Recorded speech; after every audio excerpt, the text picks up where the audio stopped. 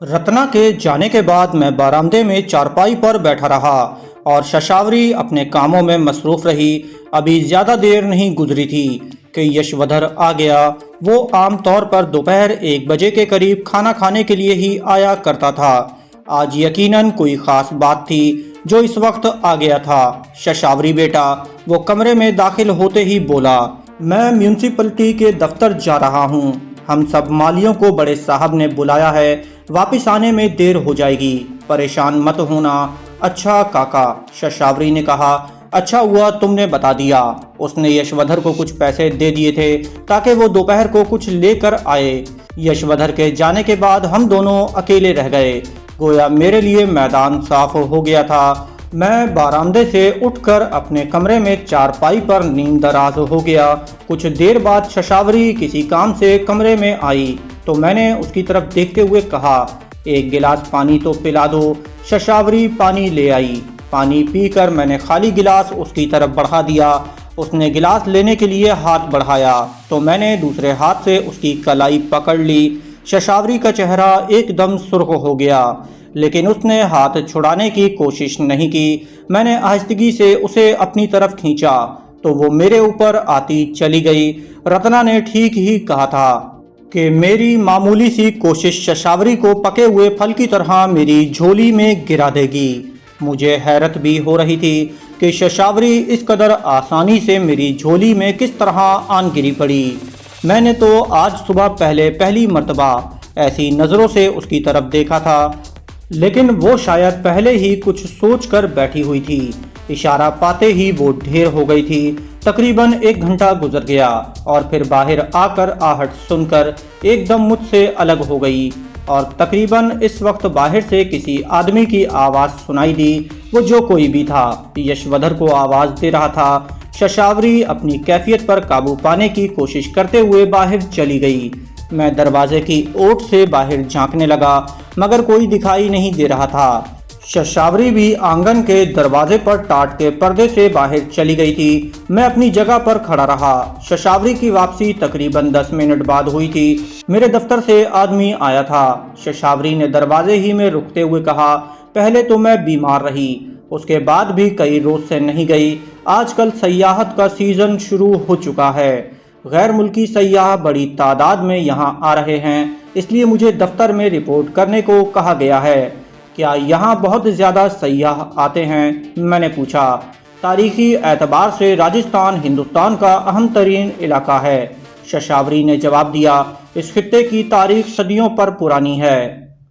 हजारों साल कदीम मंदिर हैं। ये जंगजू राजपूतों की सरजमीन है, लेकिन कदम कदम पर तुम्हें कदीम तारीख का एक नया बाब मिलेगा और यही दिलचस्पी गैर मुल्कियों को इस तरफ खींच लाती है। यहाँ हर साल 6 लाख से ज़्यादा गैर मुल्की सयाह आते हैं।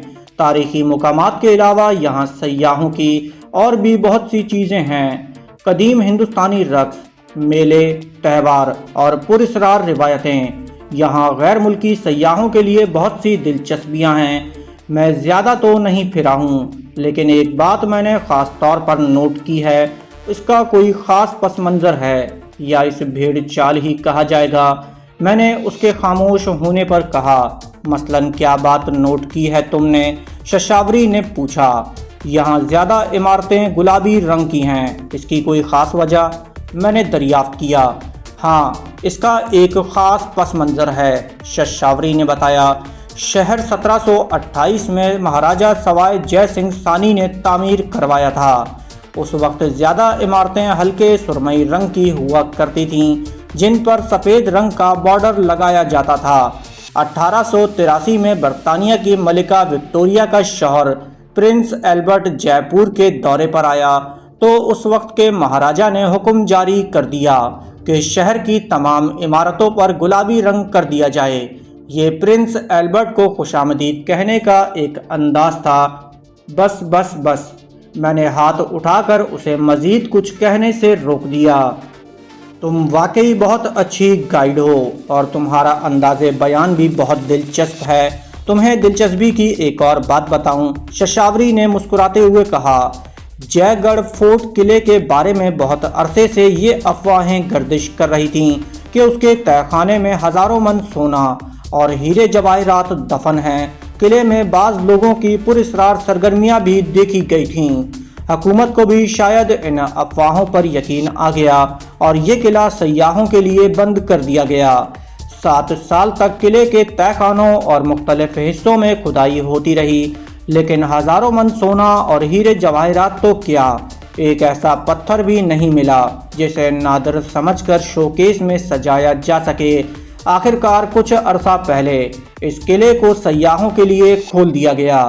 अब भी यहाँ ऐसे बहुत से लोग आते हैं जो वो खजाना तलाश करना चाहते हैं। यहाँ अब भी कभी कभी पुरस्रार सरगर्मियाँ देखने में आई हैं, लेकिन आज तक कोई इस दफीने का सुराग नहीं लगा सका। तुमने क्या फैसला किया है? मैंने पूछा। क्या मतलब, कैसा फैसला? वो मेरे इस सवाल पर चौंक गई थी। दफ्तर जाने का, मैंने कहा। मैंने मजीद 1 हफ्ते के लिए माजरत कर ली है, शशावरी ने जवाब दिया। मेरा ख्याल है इस दौरान तुम लोगों को मेरी ज़रूरत पड़ेगी। हाँ, तुम्हारी ज़रूरत तो अब बहुत पड़ेगी, मैंने ज़ो मायने जवाब दिया। शशावरी मेरे करीब ही चारपाई पर बैठी हुई थी। मैंने उसे बाजू से पकड़कर करीब खींच लिया। अब शशावरी वो नहीं थी जो 1 घंटा पहले तक थी। सिर्फ एक इशारा था और उसने अपने आप को मेरे सुपुर्द कर दिया था। और मेरा ख्याल था कि इस मरहले से गुजरने के बाद वो मेरी कोई बात मानने से इनकार नहीं करेगी और ना ही हमारे खिलाफ कोई ऐसा कदम उठाएगी जिससे हमें बल्कि उसे भी नुकसान पहुंचने का एहतमाल हो। इसलिए मैंने उसे एतमाद में लेने का फैसला कर लिया। कल रात तुम लोग बेला से निमटने के लिए गए थे। तुम लोगों को देर हो गई तो मुझे परेशानी हो गई थी। वापस आकर तुम लोगों ने आगरे के किसी दोस्त की कहानी सुना दी, लेकिन असल बात क्या है वो तुमने अभी तक नहीं बताई। शशावरी ने मेरी तरफ देखते हुए कहा। मुझे बात करने का मौका खुद उसने फराहम कर दिया था। मैं चंद लम्हे उसकी तरफ देखता रहा, फिर बोला, शशावरी, अगर तुम्हें पता चले कि हम वो नहीं जो तुम्हें बताया गया था तो तुम्हारा रद्द अमल क्या होगा? क्या मतलब? उसने मुझे घूरा। मतलब ये कि रत्ना मेरी पत्नी नहीं है, मैंने कहा। उसे कहीं से भगा कर लाए हो? उसके होठों पर मुस्कुराहट आ गई। कुछ ऐसी ही बात समझ लो। इसके अलावा कुछ और बातें भी हैं जो मैं तुम्हें बताना चाहता हूँ। हमारी असलियत जानने के बाद तुम्हारा रद्द अमल बहुत शदीद हो। और क्वार्टर के अकबी समत सूखे पत्तों की खड़खड़ाहट की आवाज़ सुनकर मैं खामोश हो गया। शशावरी एक झटके से मुझसे अलग हो गई और लिबास दुरुस्त करके दरवाजे की तरफ बढ़ गई। कदमों की आवाज़ अब क्वार्टर के सामने की तरफ आ गई थी और फिर रत्ना की आवाज़ सुनाई दी। इस वक्त 11 बजने वाले थे। रत्ना 9 बजे की गई थी। मुझे सिर्फ 2 घंटे मिले थे और मैं इन 2 घंटों में वो सब कुछ कर गुजरा था जिसके लिए एक रात दरकार होती है। रत्ना के दोनों हाथों में शॉपिंग बैग्स थे। उसने पहले शशावरी की तरफ देखा और फिर मेरी तरफ देखने लगी। मैंने मखसूस अंदाज में एक आंख का गोशा दबा दिया। रत्ना के होठों पर खफीफ सी मुस्कुराहट आ गई। लो भाई, ये संभालो। रत्ना ने दोनों शॉपिंग बैग्स शशावरी की तरफ बढ़ा दिए। एक थैले में तली हुई मछली भी है, दोपहर के खाने में खाएंगे। दोपहर को पकाने के लिए तरकारी भी ले आई हूँ, दोनों मिलकर पका लेंगे। शशावरी ने दोनों थैले लेकर बरामदे में पड़ी हुई चारपाई पर रख दिए और उनमें से चीज़ें निकालने लगी। रत्ना मटके से पानी निकाल कर पीने लगी। एक थैले में अखबार भी था। अखबार तय किया हुआ था। जैसे ही शशावरी ने उसे निकालकर चारपाई पर रखा तो उसकी तह खुल गई और उसकी हेडलाइन सामने आ गई। मैंने भी अंग्रेजी अखबार की वो हेडलाइन देख ली। रॉ की ऑफिसर बेला की मौजूदगी में पाकिस्तानी दहशतगर्दों के हाथों मुलाजिमा का कत्ल। मैं आगे बढ़कर अखबार उठाना चाहता था मगर मुझसे पहले शशावरी ने हाथ आगे बढ़ा दिया था। उसे गालिबन बेला के नाम ने अट्रैक्ट किया था। वो दूसरे काम छोड़कर खबर पढ़ने लगी। उसके चेहरे के तासुरात हर लम्हा बदल रहे थे। बिल आखिर उसने झुका हुआ सर उठाया और मेरी तरफ देखने लगी। ये क्या है? उसकी आवाज़ में कपकपाहट थी। तुम जानना चाहती थी ना कि पिछली रात बेला वाले मामले में क्या हुआ था। मैंने पुरसुकून लहजे में जवाब दिया, मुझे नहीं मालूम कि इस खबर में क्या लिखा है, लेकिन इसमें ज़रूरत से ज़्यादा मुबालगा आराई ज़रूर है जो हेडलाइन से ज़ाहिर होती है। बेला की मुलाजमा हमारे हाथों नहीं बल्कि बेला ही के हाथों मारी गई थी। हम पर और भी बहुत से इल्ज़ामात लगाए गए होंगे। बहरहाल मैं चंद लम्हों को खामोश हुआ, फिर बोला, थोड़ी देर पहले मैंने तुम्हें कहा था ना कि तुम्हें कुछ ख़ास बातें बताना चाहता हूँ। अच्छा हुआ तुमने अखबार में ये खबर पढ़ ली। अब मुझे अपनी बात समझाने में आसानी रहेगी। तो क्या ये सच है कि तुम? हाँ, मैंने उसकी बात काट दी। मैं पाकिस्तानी हूँ मगर दहशतगर्द नहीं। जिस तरह तुम ज्यादती का शिकार हुई हो इसी तरह मैं भी ज्यादती का शिकार हुआ हूँ। रत्ना भी ज्यादती का शिकार हुई है। अपने साथ ज्यादती होने के बाद तुम अगर शदीद किस्म के रद्द अमल का इजहार करती हो तो समाज और कानून के ठेकेदार उसे दहशतगर्द कहेंगे। हालांकि दहशतगर्द खुद वही हैं जो किसी मासूम और बेगुनाह को इस हद तक दबाते हैं कि वो अपने बचाव के लिए इंतहाई कदम उठाने पर मजबूर कर दिया जाता है, और जब वो बेकाबू हो जाता है तो उसे दहशतगर्द करार दे दिया जाता है। बहरहाल बैठ जाओ, ये बातें इत्मीनान से करने की हैं। मुझे यकीन है कि हकीकत जान लेने के बाद कम से कम तुम हम पर ऐसा कोई इल्ज़ाम नहीं लगाओगी। शशावरी का चेहरा धुआं हो रहा था। वो बार बार खुश्क होठों पर जबान फेर रही थी, आंखों में वहशत सी भर गई थी। मैंने रत्ना को इशारा किया, वो पानी का गिलास ले आई। शशावरी ने एक ही सांस में गिलास खाली कर दिया और चारपाई पर बैठ गई। अखबार अब भी उसके हाथ में था। मैं नहीं जानता था कि उस खबर की तफसील क्या है, मगर हमारे बारे में सनसनीखेज इंकिशाफ ने शशावरी को दहशतज़दा कर दिया था। मैं शशावरी को लेकर कमरे में आ गया। रत्ना भी स्टू के करीब चौकी पर बैठी चाय बनाने लगी। मैं शशावरी को समझाता रहा कि ये सब कुछ कैसे हुआ था। बीच बीच में रत्ना भी बोलती जा रही थी। उसने चाय बनाकर एक कप शशावरी के हाथ में थमा दिया। लो चाय पियो, मैं तुम्हें बताती हूँ कि ये सब कुछ कैसे शुरू हुआ। वो बोली, मैं जानती हूँ नाजी बेगुनाह है। इसने कोई दहशतगर्दी नहीं की। जो कुछ भी किया अपने आप को बचाने के लिए किया। अगर मुझे उसकी बेगुनाही का यकीन ना होता तो मैं कभी भी इसका साथ ना देती। मैं क्या बीसियों लोग इसकी खातिर अपनी जानें दे चुके हैं। क्या वो सब गद्दार थे? नहीं शशावरी। वो एक लम्हे को खामोश हुई, फिर बात जारी रखते हुए कहने लगी, इंसाफ पसंद हमेशा हक और सच्चाई का साथ देते हैं। माउंट अबू में कन्याकुमारी पर उफ्ताद पड़ी थी तो मैंने खतरात की परवाह किए बगैर उसका साथ दिया था, और फिर मकराना में भी यही सूरत हाल पेश आई। हम जानते थे कि वो ऐसे गैंग के चुंगल में फंसी हुई है जिसमें बड़े बड़े पुलिस ऑफिसर भी शामिल हैं। हम अगरचे पहले ही खतरात में घिरे हुए थे, मगर हमने कन्याकुमारी का साथ देने का फैसला कर लिया क्योंकि हम जानते थे कि वो बेगुनाह और बेकसूर हैं। अगर कन्याकुमारी हमारी हिमायत पाकर उन लोगों के खिलाफ बगावत पर उतर आई थी तो इसका मतलब ये नहीं लिया जा सकता कि वो आतंकवादी थी।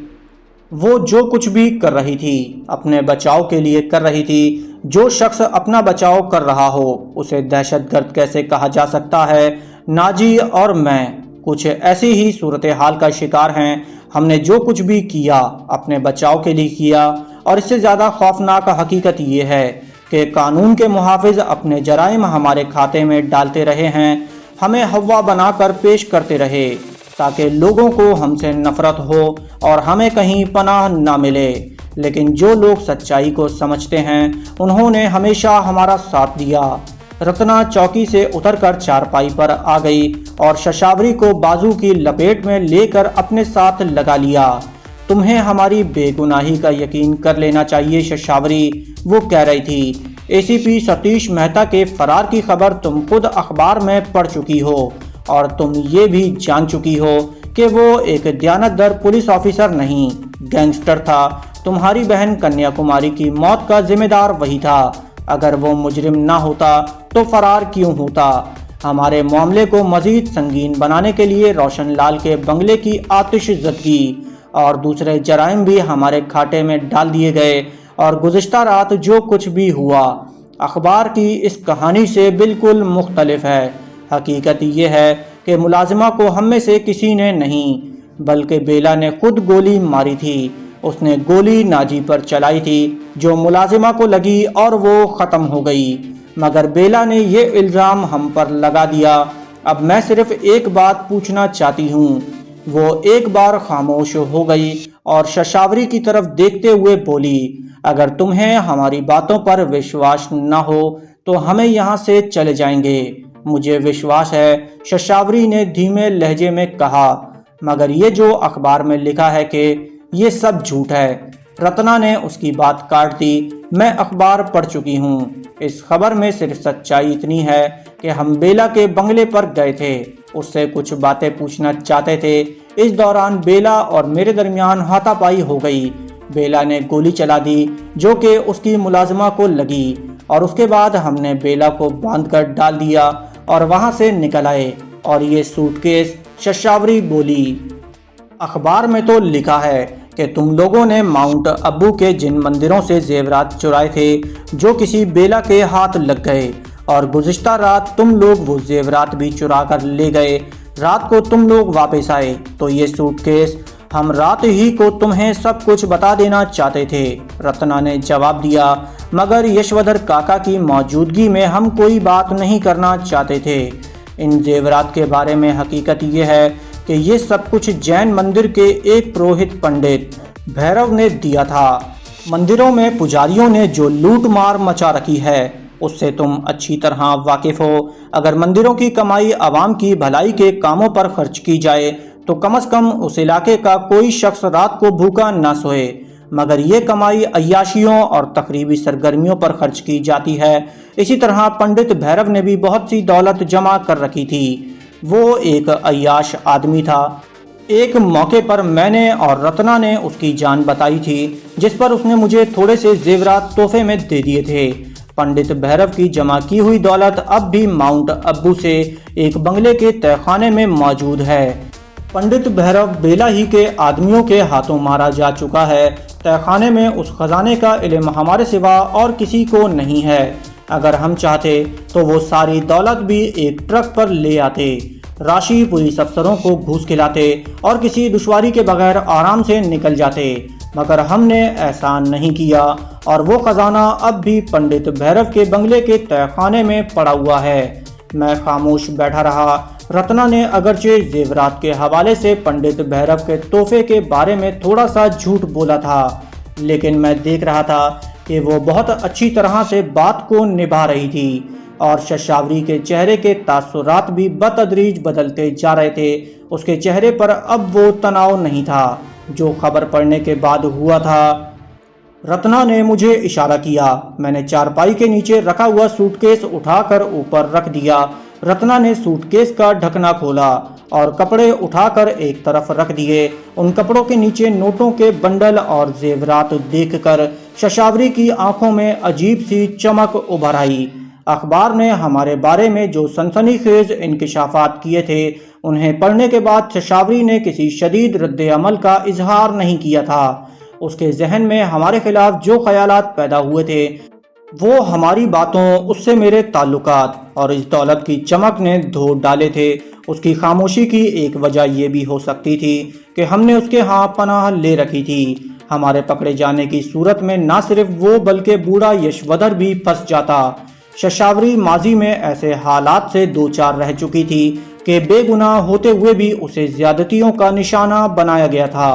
पिछले तजर्बे को सामने रखते हुए वो कभी ये नहीं चाहेगी कि वो फिर इसी किस्म के हालात से दो चार हो, और मौजूदा सूरत हाल तो पहले से बहुत मुख्तलिफ थी। सरकार का ऐलान बिल्कुल वाज़ेह था कि दहशतगर्दों को पनाह देने वालों को भी गोली से उड़ा दिया जाएगा। शशावरी अपनी सफाई भी पेश नहीं कर सकती, उसे सफाई पेश करने का मौका ही ना दिया जाता। ठीक है, वो गहरा सांस लेते हुए बोली, शुरू में अगर मुझे पता चल जाता तो शायद सूरत हाल मुख्तलिफ होती। मैं तुम लोगों से माजरत कर लेती। तुम अब भी कहो तो हम यहाँ से चले जाएंगे। मैंने कहा, नहीं, शशावरी ने कहते हुए अजीब सी नज़रों से मेरी तरफ देखा। अब मैं ऐसा नहीं कर सकती। तुम लोगों को मौत के मुंह में नहीं धकेल सकती। तुम लोग ऐसे वक्त मेरे काम आए हो जब मैं बीमार पड़ी थी और इलाज ना होने की वजह से मेरी बीमारी बढ़ती जा रही थी। तुम लोगों की हमदर्दी से मुझे नई जिंदगी मिली। मैं अपने मोहसिनों को जानबूझकर मौत के मुंह में नहीं धकेल सकती। लेकिन क्या? मैंने सवालिया नज़रों से उसकी तरफ देखा। दोस्तों, इस किस्त का इख्तिताम यहीं किया जाता है। जाने से पहले इस वीडियो को लाइक कीजिए, चैनल को सब्सक्राइब कीजिए। इंशाअल्लाह आपसे अगली किस्त में मुलाकात होगी। जब तक अपना और अपने इस चैनल का ख्याल रखिएगा। अल्लाह हाफिज़।